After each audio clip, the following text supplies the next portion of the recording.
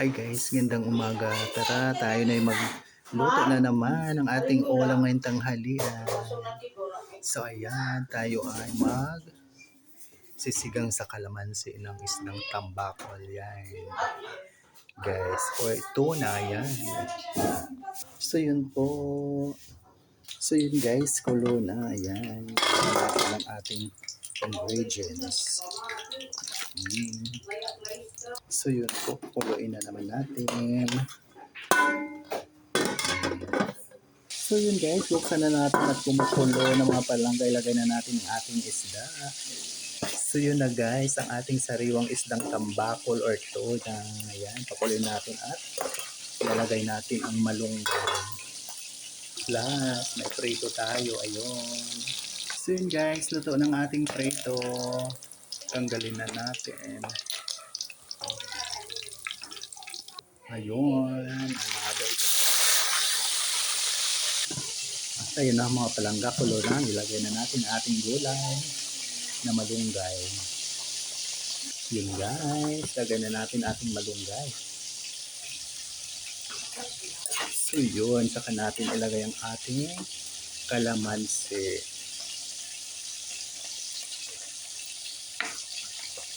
So ayan mga palangga, malapit na tayo mananghalian. Paluto na rin ang ating prito. O yun. So yun guys, luto na, ilagay na natin ang ating kalamansi. Ayan, nilagay ko ng mga palanggang ating kalamansi. So yun guys, ang prito naman ang ating anuhin para sabay tayo na sa prito.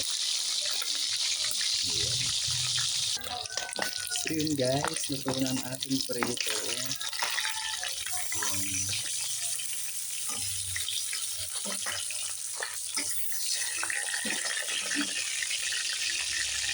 So yung mga palangga, last nito, luto ng ating ulam ngayong tanghalian. Yan.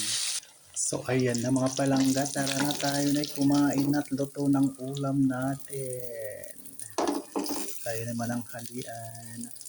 So ayan na po ang finished product ng ating prito. At ayan naman po ang ating sinigang sa kalamansi na isdang tambakol.